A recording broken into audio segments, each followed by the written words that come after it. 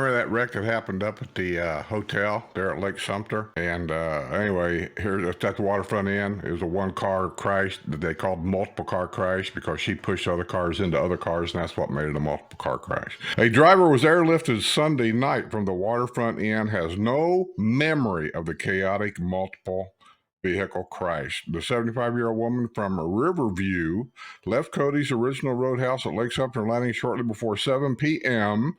and was having difficulty walking with her assisted medical walking device. According to the witness who spoke with an investigator from the Florida Highway Patrol, the witness asked the woman if she was okay, and the woman replied, nodding her head in a positive manner. According to the accident report, the witness saw the woman get sick and vomit in her hand. She climbed behind the wheel of her gray 2019 Infiniti Q50 and began to back out of her parking space, then began driving toward the parking lot of a nearby waterfront inn. A witness said her car took off like a bat out of hell. The woman's car went on to collide with multiple vehicles in a parking lot, including 3 golf carts, a gold 2015 Yamaha golf cart whose owner was not immediately identified, a green 2015 Yamaha golf cart owned by the village's golf cars, and a white 2018 Atomic car owned by a villager. The woman was airlifted to Ocala Regional Medical Treatment, having suffered a severe medical episode. Following conversation with the investigator, the woman's daughter said her mother was stable and does not remember the chaotic crash. The woman is being transferred to a rehabilitation facility due to suspected neurological medical concerns. Well, we don't know. It could be medical issues here. But either way, she's okay. Only thing I want to comment on this whole report, so people that doesn't live in the villages that's thinking about moving here, is we do not have a trauma center in the villages yet. I suspect there'll be one coming before long, but we don't have one as of right now. That's why she's airlifted to Ocala. That's the nearest trauma center. And the last that I checked, no, your insurance will not pay for that helicopter ride. Get ready to write that big check, because when my dad had to be helicoptered from Marion to Fort Wayne, we got the bill. From Marion, Indiana to Fort Wayne, $6,000 to have him airlifted up there. A homeowner testified Wednesday before the Community Development District Board 5 of Supervisors about a potentially violent situation with a neighbor in the villages. The public hearing at Savannah Center specifically focused on an out-of-compliance private property sign on the fence at the patio villa owned by 64-year-old Carolyn Kolinsky at 2595 Hialeah Avenue in the Hialeah Villas in the village of Belvedere. A complaint about the sign was lodged July 14th with community centers. The board voted to give Kolinsky 3 days to take the sign down. If she doesn't, she will face an immediate $50 fine and be followed by $25 fines until the sign is removed. Well, when you're dealing with a nutball, that threat doesn't mean anything. However, Kolinsky's neighbor Philip Cohan at 2599 Hialeah Avenue said the problem is much more serious than a sign. She stands out in the street and screams at people. She is a menace, Cohen said of his neighbor. Kolinsky made headlines last month when she led multiple law enforcement agencies on a high-speed chase, which began in Marion County. The chase ended in the villages with Kolinsky allegedly wielding a yellow crowbar and threatening law enforcement. Taser. That's the first thing that I would think of is she coming at me with a crowbar. Community standards attempted to reach Kolinsky about the out-of-compliance sign. She has not returned phone messages or emails. Well, I am shocked. Cohen complained that there are sections of Kolinsky's yard that have not been mowed in a year. There have been 5 or 6 signs on display, and she had a tent in the front lawn for a month. What? God, I'm telling you, some of these people here, I don't know if it's medications. I don't know. All I know is there's some people living here at a certain age that are just crazy. She is not mentally competent, Cohen said. However, Cohen said he is fearful of retaliation from Kolinsky and that in the past she has thrown pots and pans into his yard. CDD5 Supervisor Reed Spanis said he is concerned about what is occurring in the Hialeah villas. This really does not sound like a potentially violent situation. Queen says, I am looking at the bigger picture and wondering what we can do to de-escalate this. However, CDD5 Board Chairman Gary Cato said the action taken by the supervisors had to be limited to the deed-compliant violation. It seems like anytime we have a serious problem in any neighborhood here, that's why I always tell new homeowners, if you're concerned about anything, if something is particularly of interest to you, you ask before you sign that dotted line. If I have this problem, first of all, ask if that is allowed in that area you're wanting to buy in. If it's not, because every deed restrictions in different areas sometimes changes a little bit. But if it's not allowed, the one thing you are concerned about, then you ask the next question, who enforces it? And then I would say, if you get a chance, go talk to them people. If I have this problem, is it enforceable? Because just like the out of compliant deed homes here, they put the fines on the home, $25 a day, $50 a day, whatever it is. Ask them how many times they've actually collected that money, because it seems like nobody cares, nobody pays attention to it. And even the supervisors themselves are showing frustration, is that they can't do anything. Their hands are tied. Klenisky purchased a home for $190,000 in 2018. She receives a property tax bill at her home in Brookhaven, PA. These do not appear to, there does not appear to be a mortgage on her property according to community standards. As of Wednesday afternoon, Klenisky remained in custody at the Marion County Jail. She has pleaded not guilty to felony charges of fleeing law enforcement and resisting arrest. She is due for arraignment September 21 in Marion County. She is being represented by Public Defender's Office. Well, I know how I would handle this. I know this doesn't sound like the right thing to do. And I know, but I'd go over and I'd have a word with her real quick, and I'd be point blank. This is why I've got the attitude I've got about things. This is what I expect from you as a neighbor. This is my property here. That's your property there. You either take care of it or there's going to be problems. And I will go to arm's lengths to get this stuff taken care of. At the same time that I said that and walked away, whatever she would say, I'd walk away. I would be looking for someplace else to go. Move. Your house is worth a lot more now than it was. You're not going to make anything off this deal. Not with the way things are now. If you sell your house for $200,000, get together with a real estate person and tell them, I'm looking for someplace else to go. Problem's going to be is when you go to sell your house, they're going to see that mess over there. And that's going to be questionable as whether they're willing to buy your house for a price with that mess over there. But life is short here. We're all on limited time. You want to spend the rest of your life, whatever you got left, dealing with this? That's the question you got to ask.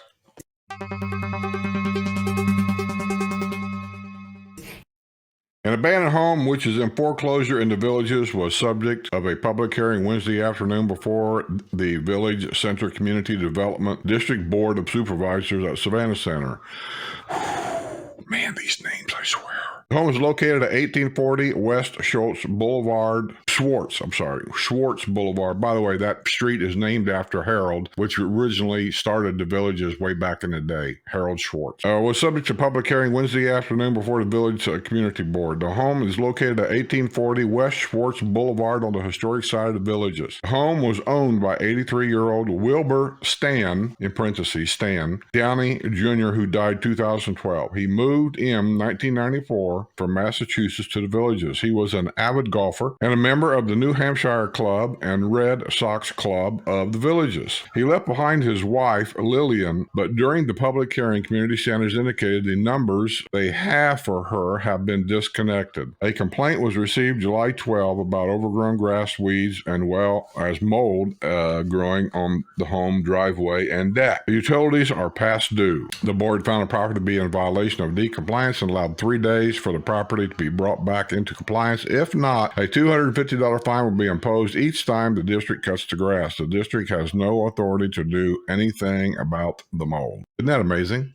But that's their district rules. That's way back when they first started the Villages, really. So what their district rules are there could be totally off base compared to what we have down here. I remember when I first started investigating it. Tim Andrews worked for the Villages at that time, and he was my realtor that I used for years. He knew that I was not going to buy something for several years. He knew that, but he worked with me anyway. And he told me at the time when I was looking at buying a home, I looked, my gosh, remember back then, Spanish Springs was all there was. And they kept talking about a build out. In other words, we're going to be done. And at that time, the buildup was going to be around Nancy Lopez. And there were Savannah Center Series patio villas, and I was looking at buying one for a winter home. And I was asking him about certain things, and he's the one that told me that it was against the village's district rules to have any of your electricity or air conditioning shut off in a house. So some of the companies came out with this thing called an air mover. You have to have it installed. That way you don't have to run the air conditioner, so to speak, but the air mover kept the air moving in the house while you weren't in it. And that prevents mold from growing in the house, or at least that's what they claim. Now I hear about this stuff where people's houses have got no electricity, everything's been shut off. And I'm just wondering,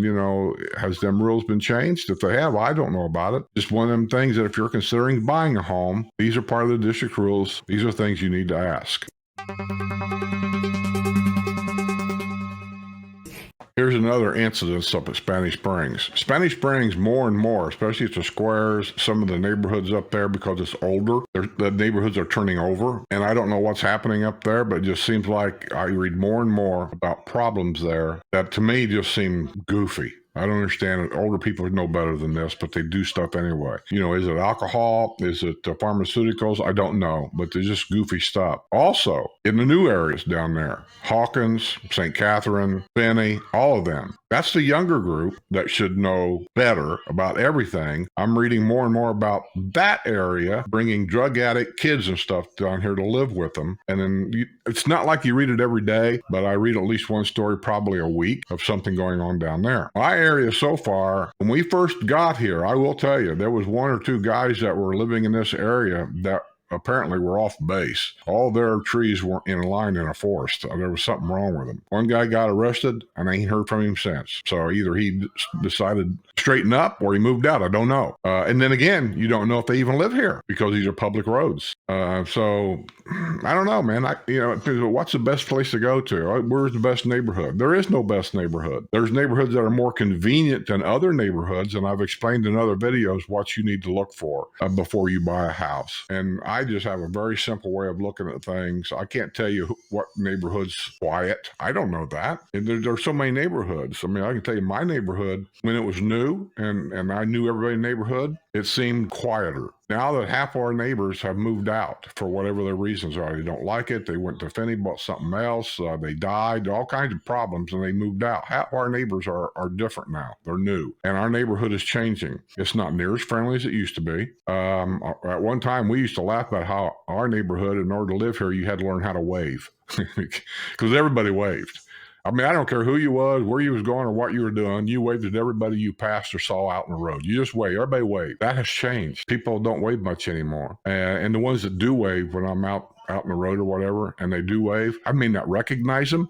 I figured they must be one of our original neighbors because they waved back. And I can't tell you how many times Sue and I leave in a neighborhood, we've waved at people we passed, and they don't even wave back. I mean, that's the new neighbors here. And also, people that lived here, the older people that lived here, when the neighborhood was new, the original people, we kind of respected the speed limit in the neighborhood. We didn't drive very fast, average probably 20 mile an hour, golf cart speed all the way through the neighborhood. Now, with some of these newer neighbors coming in here, they seem to have a lead foot. I lived the second house from a corner, 90-degree turn. And I can't tell you how many people that go from that curve to the front of my house is doing 30 miles an hour. Like, how do you go that fast from that curve to my house and run 30 miles an hour? And believe this or not, it's mostly women. It's like they got a lead foot and they're hauling ass. Good for you, Grandma, but I just don't think you should be doing that inside a neighborhood. There are visiting grandchildren that come here, and we have a lot of 70 and 80-year-old children that live here. They want to go out on the street and roller skate, run, skateboards and stuff. And God bless you, do it. But what I'm talking about is the people in the cars and the way they're driving. These people are here doing their thing. You need to be careful when you're driving through a neighborhood because there's just no sense in driving that fast through a neighborhood. And I see it literally every day, and every day it's always the same two people doing it. I don't know who they are, but eventually something's going to happen.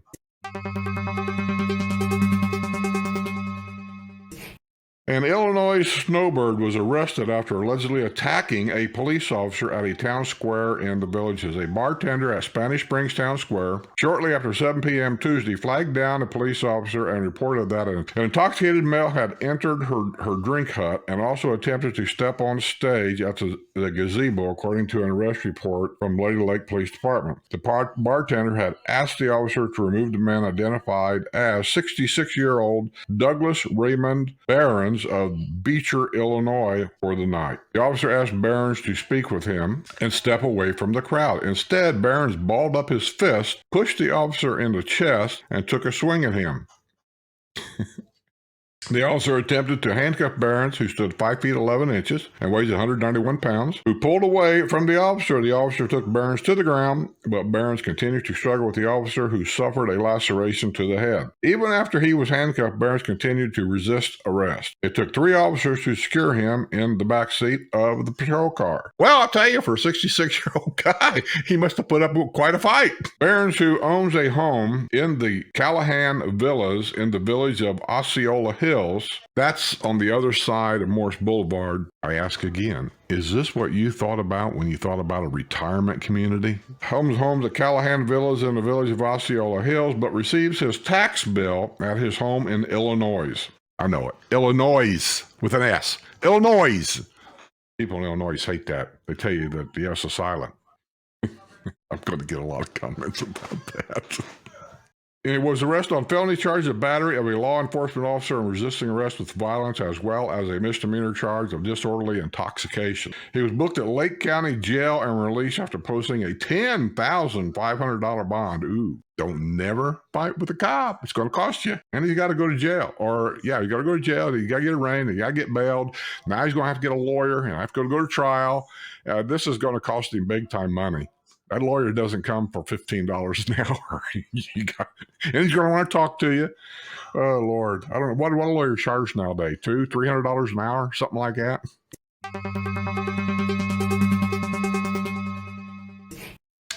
Wild piglets apparently orphaned near a village of Bradford.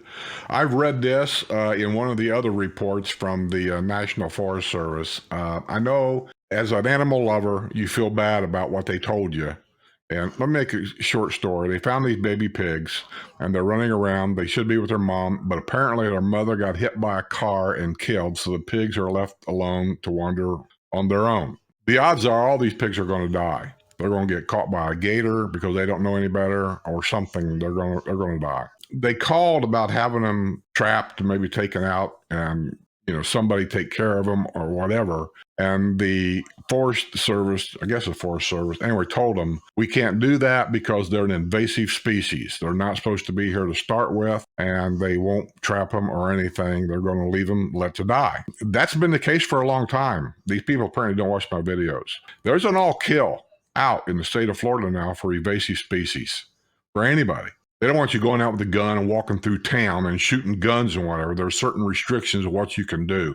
But if you're in your property and you see, like, say, an iguana on the side of your tree, they're saying if you can do it safely, kill it because it's an invasive species. Are we going to kill all these animals? I don't think so. They just want to keep them under control. Down south is where most of this problem is. Down around Miami and down in that area down there. That's where most of the problems are, the invasive snakes and all this kind of stuff. We don't have them here yet, but as of right now, we don't have them here. Of all the geckos you see running around, this might be an interesting fact for a lot of you. There's I want to say 7 species of geckos in the state of Florida, and you'll see them in the villages everywhere. Everybody's got geckos running everywhere. The little lizards are actually geckos. Only one is native to Florida. The rest of them are not. If you have a gecko that is brown, gray, black, any of those darker colors, that's all invasive, every one of them. The only one that's native to Florida is called, I think, an anoid, something like that. It's green. And that's the ones that are native to the state of Florida. We used to call them chameleons up north because they can kind of change their color to blend. Those are native to Florida, and you don't see very many of those. I've been here 8 years now. God, 8 years. Can you believe that? Those are the only ones that are native. The rest of them are non-native. So technically, we should be killing all of those geckos out there.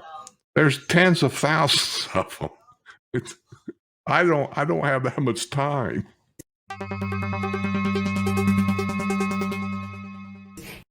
Handicap placard stolen from golf cart parked at recreation center, which I find amusing because the last time, if this is in Sumter County, I can't speak for, there's 3 counties here in the villages: Lake County, Marion County, Sumter County being the largest. I called Sumter County because we have handicap stickers, doctor's stuff for our car because of Sue. But the hard part is like for the RV, you can't hardly get in the state of Florida, you can't hardly get a handicap sticker for the RV. You can't get, they told me, I called it, you cannot get a handicap sticker for a golf cart. Here's what they said: if you have one on your mirror, just put it in the golf cart and they won't bother you. That's what they said. That might be what they think, but the truth of it is that's not legal. That sticker is registered to that car. It's not registered to a golf cart. And the reason why you can't get one for a golf cart is we don't have a registration system for the golf carts here. So you can't get a handicap sticker. So I find this interesting to read this about a handicap sticker for a golf cart. I'm going to have to check into it again, because if they offer them now, we're going to have to get one for Sue.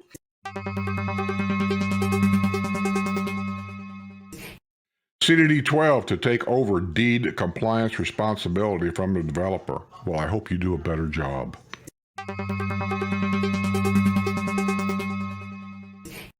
Police cracking down on speeders near problematic roundabout in the villages.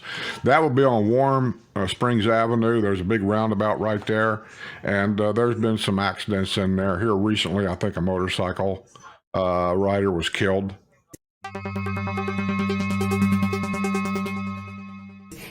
A villager's golf cart has been snatched by a thief from the Rohan Recreation Center.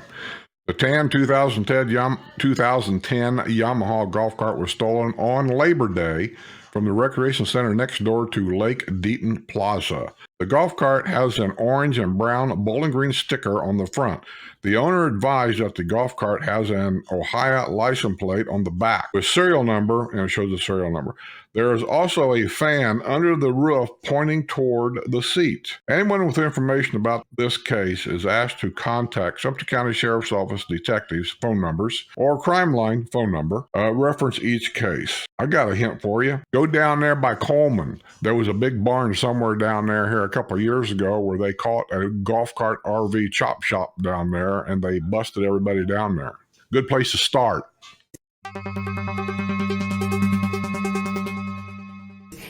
A woman was arrested after she was found hanging around outside the Publix grocery store at Magnolia Plaza in the villages. See, brand new grocery store, hasn't been open 6 months, in a brand new area, brand new homes, brand new people, and already trouble. It's like, where did these people come from? Crystal Barnett, 59, was found in the wee hours Thursday morning sitting at a table at the Publix store near Everglades Recreation Center, according to a arrest report from the Wildwood Police Department. She told a police officer she had been involved in an argument with a male companion who left her in the grocery store parking lot. She was in possession of a red and black Husky backpack, and she gave the police officer permission to search it. The officer found that it contained a white crystal powder identified as methamphetamine. Burnett has a history of arrests here in the villages. She was arrested on a charge of disorderly intoxication May 30th at the Tate Gregory Villas. She has said she had been kicked out of the home due to arguments she had with her male occupant. An officer attempted to make contact with the man, but he would not come to the door, the report said. Barnett, who had a half-empty bottle of vodka in her backpack, so she had no other place to stay. Barnett was arrested last year after an attack on a personnel at UF Health, the village's hospital. After Thursday's arrest on a felony charge of drug possession, she was booked on $5,000 bond at the Sumter County Detention Center. I don't know, man. I just don't know. I hear the questions coming. I got no answer for you. Letter to the editor. If you drive by the neighborhood Walmart on Moyer Loop, your eyes will burn and the stench from the dump will overpower you. This is not allowed to go on in most other communities. Why here? The city of Fruitland Park The villages of Lake County needs to address this problem, either find a solution or get rid of the dump. The odor has gotten so bad it is now permeating the neighborhood. Is everyone turning a blind eye to this worsening problem? I understand a petition was started a number of years ago and the dump cleaned up, but now it's back and worse than ever. Shame on the governmental agencies that should be addressing this problem. I am soliciting ideas, people, and or anybody else who thinks they can help. And that was sent in by Dominic, Tufialo, the village of Pine Ridge. Thank you, Dominic.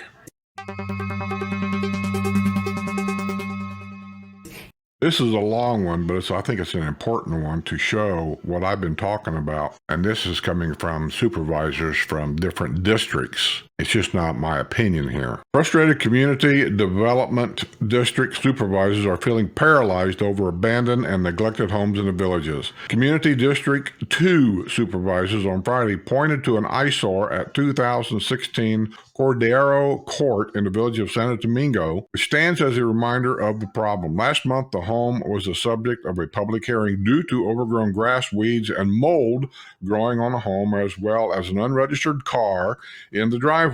Well, now, an unregistered car usually is the county or city rules. If it hasn't got a proper license plate on it and whatever, you can call the city and county. They'll send them a warning letter, and if it's not taken care of within a matter of a few days, they just don't argue about it. They just send a wrecker out there to pick it up. Now, that's the way it was in Indiana. I know this because I owned a wrecker company. And I got calls like this all the time. And it's just illegal. You can't have an unregistered car sitting in your driveway. So I would call the county. I shouldn't really stick my nose in here and try to get some information there, see what you find out. If you don't get any help, I don't know what to tell you, because it does seem like around here, everybody turns a blind eye. Nobody wants to do anything. Village's friendliest hometown doesn't sell houses. The grass has been cut by a contractor hired by the district, but the mold and the abandoned vehicle remain. More than $1,000 in fines have been imposed due to the deed compliance violation at the property. It's an enormous disservice to our residents. Yes, it is. It's not in keeping with the standards of the villages. No, it's not, said CDD2 Board Chairman Bill Shrikora. Fines can be imposed against the property owner, but particularly when homes are in foreclosure, those fines seem to disappear into a black hole. Many times the CDD boards in the villages wind up forgiving these fines. We need to quit this forgiving the fines. The problem is not going to get any better. It's going to get worse, and people don't like it, said Supervisor Brian Lifsey. He pointed at a home at 2016 Cordero Court as a prime example. Supervisor Jim Kipalone that a fresh approach needs to be found. Otherwise, we are just spinning our wheels. Supervisor calls for a coordinated effort to resolve the problem. Community Development District 3 supervisors held 2 deed compliance hearings Friday morning and also expressed frustrations with ongoing problems at neglected homes. CDD3 Supervisor Terry Biddle suggested getting Community Watch involved and looking for problems at some homes. Years ago, the Community Watch people did that. We need a more coordinated effort. Where does this end? In a report to the Community District 4 Board of Supervisors, Community Standards Manager Candace Dennis said that the district historically has limited its involvement in out-of-compliance property to cutting the grass. She said the district has not trimmed bushes, repaired broken windows, or cleaned mold off homes that are not in compliance. Where does it end? Do we become a full-service company? I understand the problem. Where does that end? You say, well, look at the mold on the house. So do they wash the house twice a year? Like, that's what you should do on a vinyl home. At least twice a year, have your house washed. It's not that expensive. Mine's, and I've got one of the top companies I think that does this. And I've had them for years. And it's like $60 every 6 months. If you figure $10 a month to have your house washed twice a year, are you kidding me? And it looks brand new when they're done. And I don't use high pressure. I don't recommend that to anybody. My opinion, do what you want at your home. As long as you're washing it, I guess that's the main thing. And then also, if you have a broken window, what are they supposed to do? How are they supposed to enter the home to fix that window? So you can't if there's problems in the house that they see once they go in, what are they supposed to do then? I can understand where there's got to be a limit here. They can't just walk in somebody's house. I mean, they just can't. So they have a point. They have a point. City Divorce Supervisor Cliff Weiner said he believes something has to be done when mold is growing on a home. I do believe that, because you don't have to enter the home to take care of that, and that mold will spread to the neighbor's house. If a neighbor wants to sell his home, this home next door looks like crap. It's going to end up costing that person possible money, because he'll take a lesser price for his house because of what's next door. And I think the person next door is liable for that. I think they could be sued for that, because it's documented. What if you were living next door? It's a health hazard. That could be. I don't know that it is. I mean, he could be throwing something out there. CD4 Supervisor Carrie Sternberg countered that mold on the exterior of the home is not dangerous unless you are going up to the house and trying to eat it. I love a feisty woman. If CDD4 wants to do more than cut grass at out-of-compliance properties, it would have to update its rules. It agreed to begin the process of making a change and will discuss those steps in the next month's meetings. We are not talking about pristine maintenance. We just want to make it presentable from the street view, said CDD4 Supervisor Mark Hayes. Yes, I agree.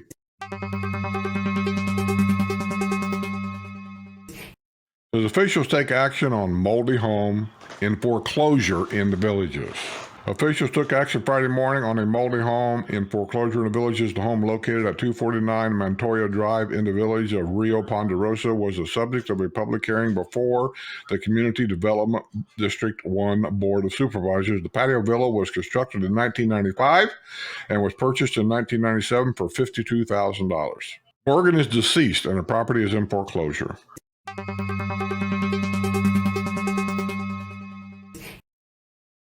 Boat disappears from driveway shortly before deed compliance hearing. Attaboy. You're not allowed to have a boat parked in your driveway, period. It has to be under roof. He can have that boat at his house, but it has to be in the garage. Shut the door so you can't see it. And then park the car in the driveway. But I guess he's chose, well, who knows? He might have 3 or 4 cars. Some people have 3 or 4 cars. I don't know why, but they do. So anyway, he knew, he was notified of this compliance hearing, deed compliance hearing. And so right before the compliance hearing, he moved the boat. Who knows where he took it? But anyway, he moved the boat. And there's really a good chance that he's going to play this cat and mouse game that they've caught people doing it before. He'll give it a week or two and let it settle down, and he'll move the boat back. I mean, this happens.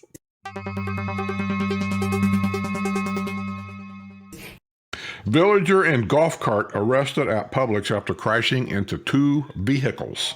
You're in the golf cart, man. How you run into 2 vehicles? Good Lord. A villager was arrested at Publix after crashing his cart into 2 vehicles. Jack Wallace, 66, who lives at 1109 Barcelona Drive in the village of Hacienda East, nice neighborhood, was seated in his golf cart at 8:45 p.m. Thursday when officers were called to the parking lot at the public grocery store at La Plaza Grande, Spanish Springs area.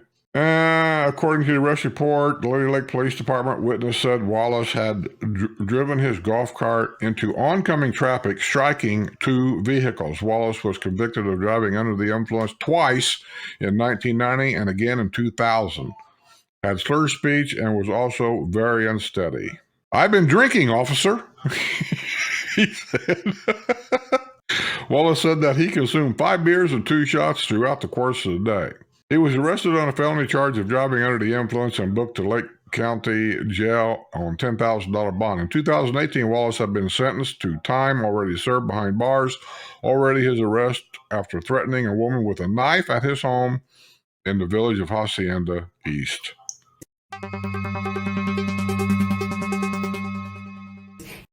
I'm not even going to go through this whole thing. I'll just read you the headlines real quick. I'll try to show pictures too so you can see. But Village of Summerhill homeowner could face fines over dead grass. All part of the deed restriction. It tells you in there, you got to maintain your lawn, you got to maintain the grass, you got to do all this kind of stuff. And, I don't know what's going on there. Maybe he died. I don't know. I'm not reading the report. I've read too many of these reports. You guys know what's going on. You guys know about the southern border being open and just every Tom, Dick, and Harry can just walk into this country now. And we're starting to see here in Florida anyway. Some of the problems of that. I don't know what's going to be the answer to any of this. I'm sure these problems are all over the United States now. But anyway, I'm not even going to try to pronounce this kid's name. I can't. I'll try to put it on his picture if I can find a picture again to get the spelling correct. A man with a Mexican driver's license was arrested after he was spotted driving a pickup truck with a dirty license plates. Rubio, that's his last name, I'll say that. Rubio, 25 of Fruitland Park, was at the wheel of a red Chevrolet pickup shortly after 9 p.m. Thursday on U.S. Highway 27441. It's a madhouse on that highway. Try to avoid it. According to the arrest report from Lady Lake Police Department, the license plate was covered in dirt, therefore making it unreadable as I was driving behind it. A traffic stop was initiated on US 27441 and Hartsock Sawmill Road. Rubio indicated he does not speak English and does not have a driver's license issued in the United States. He gave the officer his driver's license from Mexico. Believe it or not, that in itself is not illegal unless he's been here for a length of time. And after a length of time, you have to have U.S. license. I don't know how they would prove that, but yeah. It's like coming to Florida. If you've got an Indiana license and you come down to Florida and you're down here full time, I think you have like 90 days to get a Florida driver's license, or otherwise you're subject for arrest. The registered owner of the vehicle was contacted and responded to the scene to retrieve the pickup. Rubio was arrested on a charge of driving without a license, booked at Lake County Jail, and released after posting a $500 bond. That'd be $50. He'll never be back.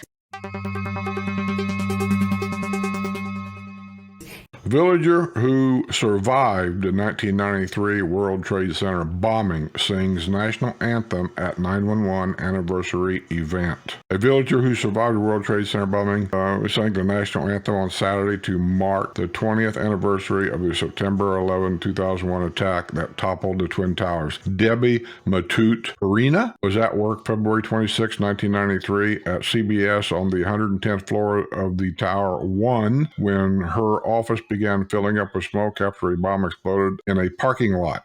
Her husband, Bob, had gone to the post office and was unaware what was happening until he received a call from Debbie, who was pregnant at the time. "Something has happened to our office. It's filling up with smoke. I'll call you later," she told her husband. She and another coworker decided to stay in the office, but as the situation grew worse, they realized the only way out was to get out onto the roof. They were picked up by helicopters, which hoisted them off the top of the tower.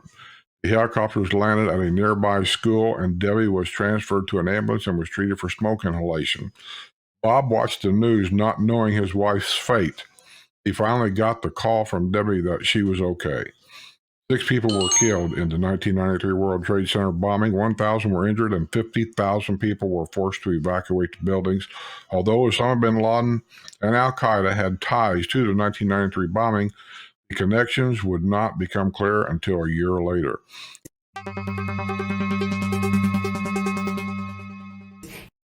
Hey everybody, I was getting ready to start editing this Friday's news, or news update, so to speak.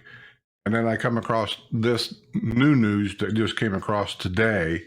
And I thought, I'm going to go ahead and cut this and I'll tag it in. So thus the difference in the clothes and all that. A villager arrested earlier this year with a gun in his golf cart was the subject of a deed compliance hearing Monday afternoon due to lawn ornaments he has refused to remove in his front yard. The lawn ornaments include a blue flamingo, miniature basketball, a snowman's head, and an alligator head, as well as several large vases, tomato, some fashioned in the form of heads.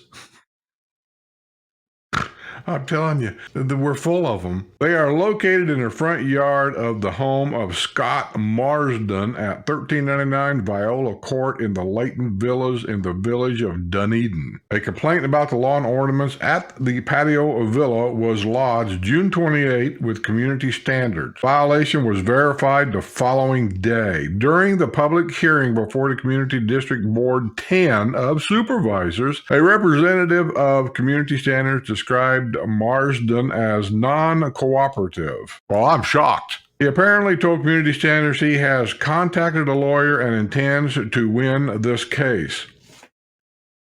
I'll take a bet. Anybody want to bet me? Bet me something easy. $10. Bet me $10 so he don't win. Want bet? Want bet? Want bet?